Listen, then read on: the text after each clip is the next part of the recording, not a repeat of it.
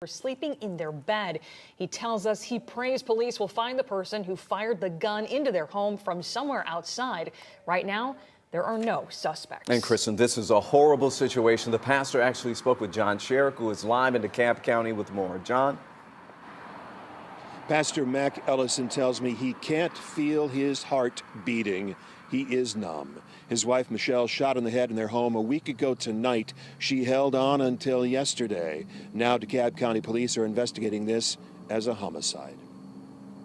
I've cried, and I'm going to cry some more. And he tells me he can't comprehend any of it. Pastor Mac Ellison and his wife of 22 years, Michelle Ellison, were just sleeping at home in their bed around midnight a week ago when a bullet shot into their bedroom and struck her in her head. Ellison never heard a gunshot. No, we was laying right next to each other,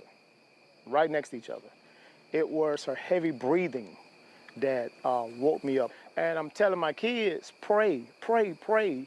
And we're calling 911 at the same time. Michelle died Monday. DeKalb County police working to figure out who fired the gun into the Ellisons' home in the middle of the night. Was it an accident or something else? Pastor Ellison unable to comprehend any of it. His partner, his best friend, gone. Biggest smile you ever want to have. That's the thing that blessed me, her smile. Everybody love her. Man, everything is gone. Everything.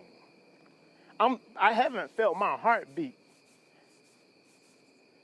I don't know if God got that in protection mode, because wherever he was the night my wife got shot, and I'm not saying I don't trust God,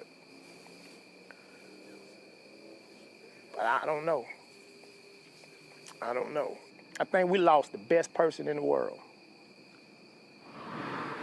Investigators are urging anyone who might have any information about who fired that gun to call DeKalb County Police. I'm Tom Haynes. I'm Christine Spiro. NewsEdge reporter Joy Dukes tells us how the family is moving forward just one day after they laid her to rest. I sat down with Temple of Faith Ministries pastor Herman Ellison and the two children he and his wife shared. While they say they are still trying to make sense of this senseless tragedy, he tells me they are working with Crime Stoppers to offer a reward for answers. Reality sits in every day. The reality that the matriarch of the Ellison family, 50-year-old LaShonda Ellison, is no longer with them after a stray bullet flew into their home on Wilkins Court in the middle of the night. DeKalb County police say the bullet struck Ellison in the head in the early morning hours of October 5th as she laid asleep in her bed. Lives are taken because of being inconsiderate of how you fire a weapon. Her husband, Temple of Faith Ministries pastor Herman Ellison, says he woke up to her breathing heavy, saw a pool of blood, and immediately called 911.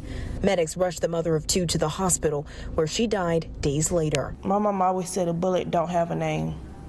A bullet can go anywhere it chooses. Taylor Ellison tells Fox 5 she's still trying to understand why that night it chose her mom. I have questions. I want to know who shot the gun.